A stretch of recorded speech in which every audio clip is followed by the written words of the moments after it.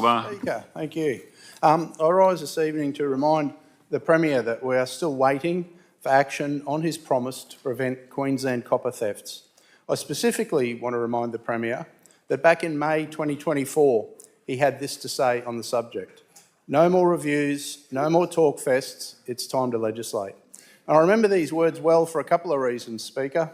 Firstly, the Premier came to my electorate, to the Harris Avenue Sports Facility in Narangba, to make this promise on copper theft.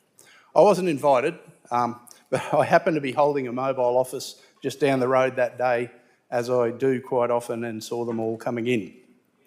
Harris Avenue is a council-owned sports precinct. It's the home of the mighty Narangba Eagles Football Club, Narangba Demons Baseball Club. And sadly, Speaker, these clubs have been the victims of copper theft numerous times over the years, and the City of Moreton Bay and its ratepayers have had to foot the bill. It's the experience of these clubs and others in my electorate, other clubs right across Queensland, and increasing reports from the energy industry, construction sites, electrical businesses that led the Labor government to conduct a parliamentary inquiry into scrap metal theft, including copper, during the last Parliament.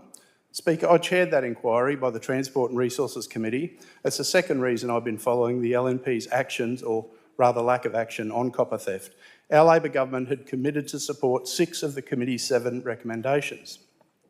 We've seen no move by the LNP to follow up on this issue at all.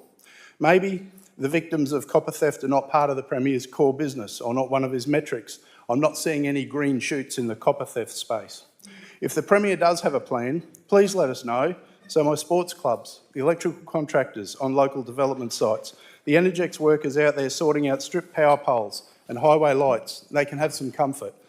Let the City of Moreton Bay in on the plan before they consider raising our rates in the budget to cover repair costs over and over. The Premier says he's tough on crime. That should include the theft of copper and other scrap metals.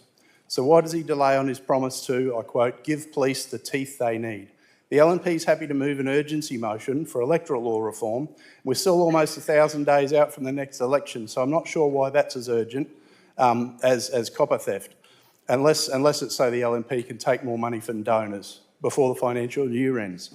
I submit the Premier that stamping out scrap metal theft is more important than lining their coffers, but it's been 683 days since the Premier said it's time to legislate, and he's been in government for almost 500 of them. So much for a fresh start. This LNP state government's getting staler by the minute. Mr Deputy Speaker. For Mermaid Beach.